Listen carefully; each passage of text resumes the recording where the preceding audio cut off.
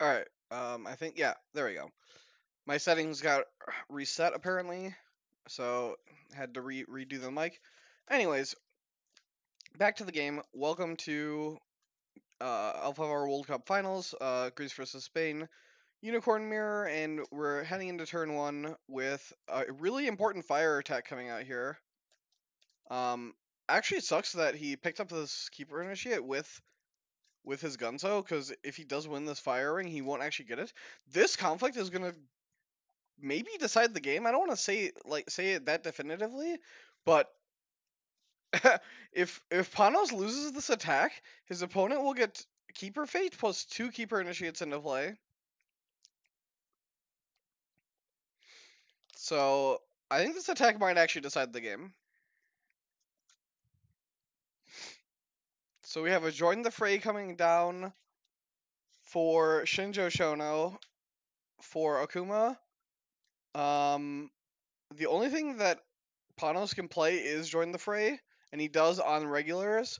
Shinjo Shono is not on yet. If Akuma has a cavalry reserves here, could be pretty sick, right? I guess his numbers don't actually line up. He has a 5 and 2 2s. So here's the bonsai. Currently winning now.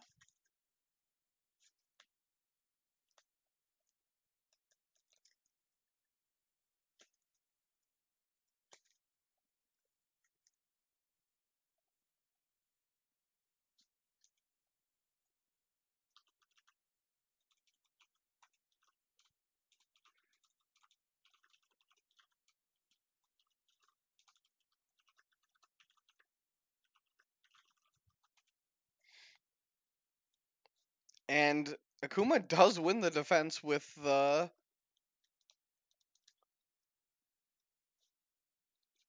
bonsai. I think that might actually just be the game. So attacks water here for sure to stand Shono. Then you can trigger HMT, sacrificing, or I guess he's gonna do his Paul attack this way.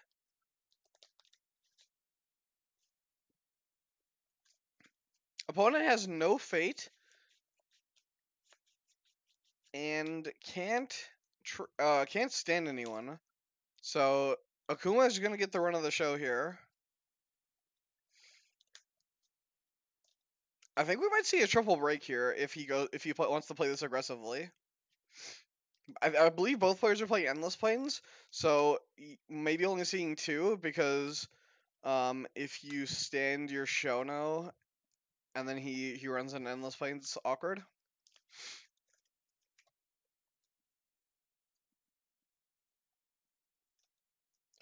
If he has second Join the Fray, obviously is really insane. Oh, nice. Okay, so this is actually smart. He scouts and he finds Feast or Famine. Doesn't want to break. I guess he can play Ambusher here. Yeah, that's what we see. We see Ambusher 1 Fate. Ambusher prevents Feast or Famine from working. This attack here basically stopped him from worrying about Endless Planes. And now his Shono is going to get stood here. Shono probably attacks Earth. You could attack Void to clear off your opponent's board.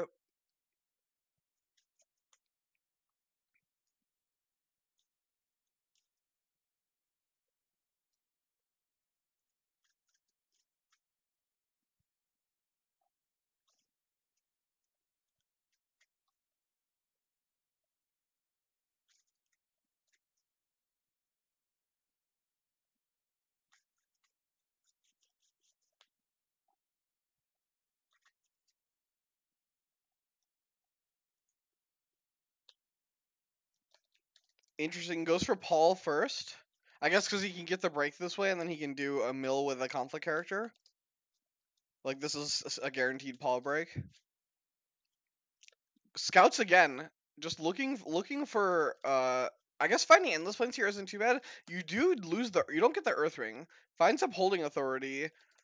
Depending on the hand, we might see Okay, so he uses the Tessin now because he's not gonna do anything else. So then he'll use the Ambusher to break City of the Rich Frog.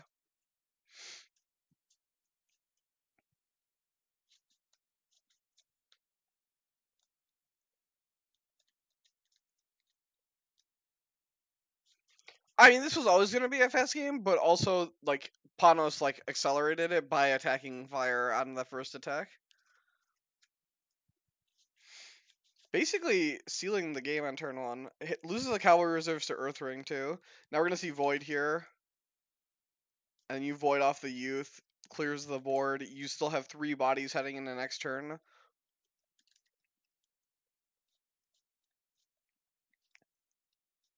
It does feel like this is the Unicorn Mirror, like in that it is very snowbally, but I feel like it could have been less snowbally. I don't know. If he doesn't make that attack, then his opponent makes the attack. It's like really hard to tell.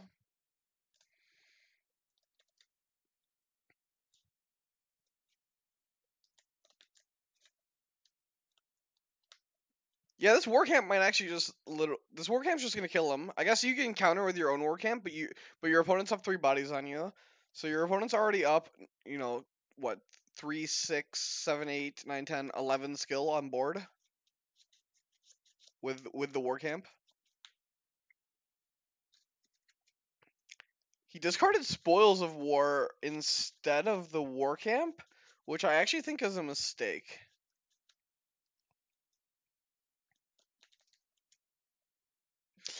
I guess you could in theory use Unleash the Jinn to kind of negate the war camp, but you're again down bodies, so like the answer to it, like the two answers, which are your own war camp and Unleash the Jinn, both involve you being down bodies.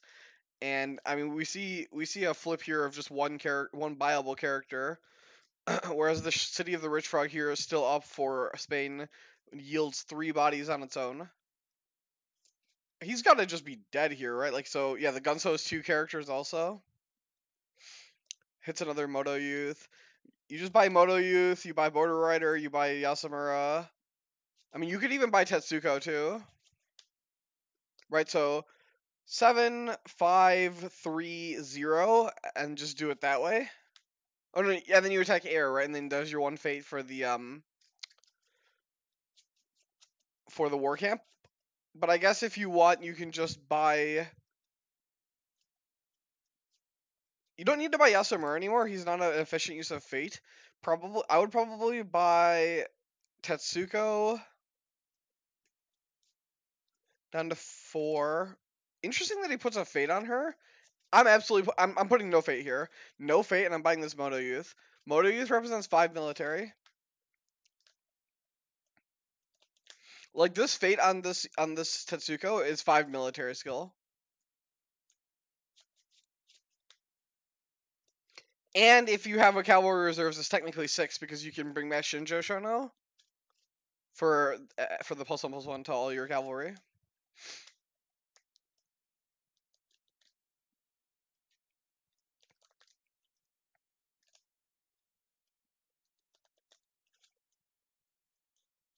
I guess.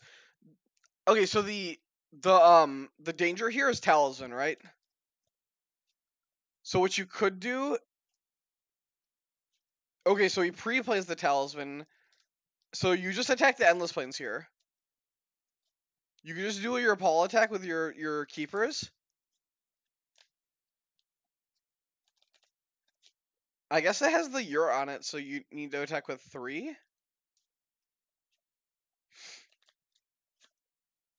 I wonder how he's gonna do this.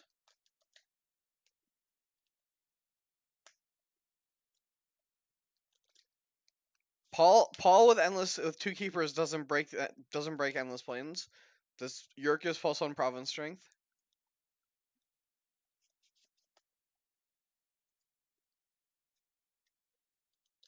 So I guess you'd have to play a captive audience. We're gonna see like a mini attack, I guess.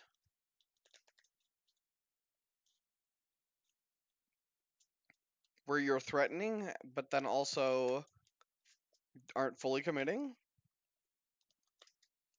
I guess you do have the encampment to stand your Tetsuko.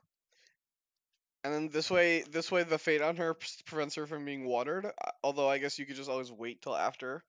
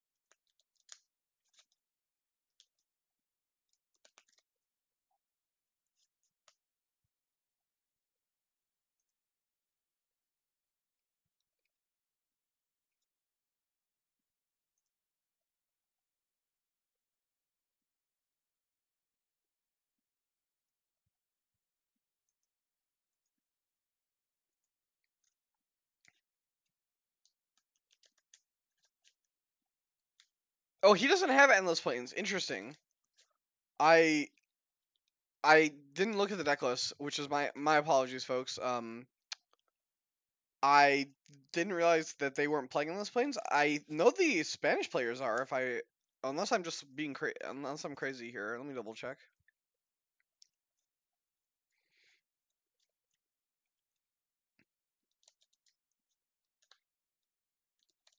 All right, so we see the air ring fire. See everything resolve.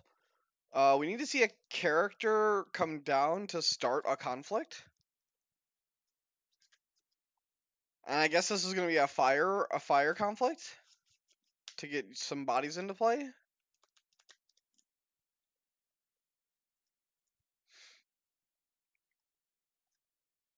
Yeah, the Spanish team is playing endless plains. Okay, not entirely crazy.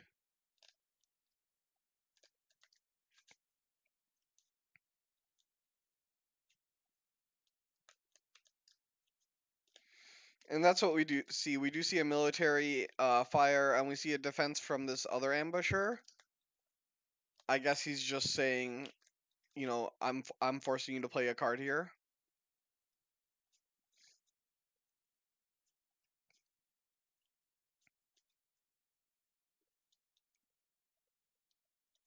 Panos did yurt for fate. Important to note. So Panos plays his assassination, killing Akuma's ambusher.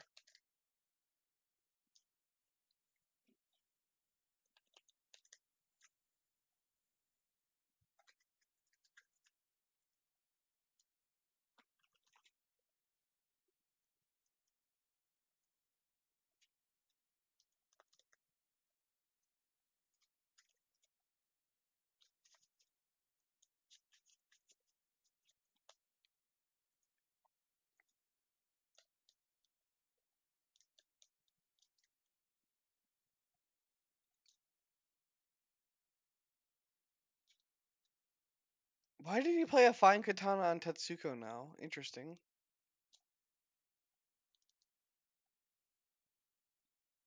Is he like trying to push an action, I guess? Because he has an assassination. I'm just trying to figure out what his plan is. Yeah, Panos is just gonna pass. He just needs the ring. Okay, and then there's the assassination. I guess he's just trying to push an action with the fine katana, which accomplished the same thing.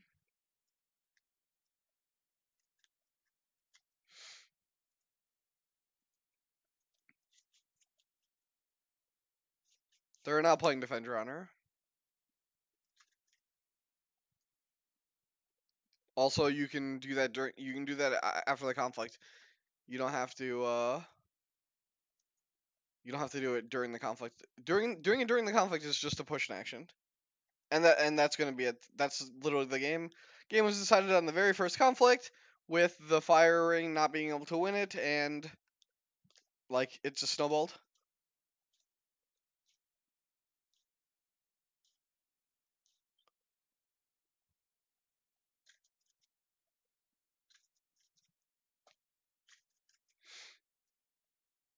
It is currently 1-1.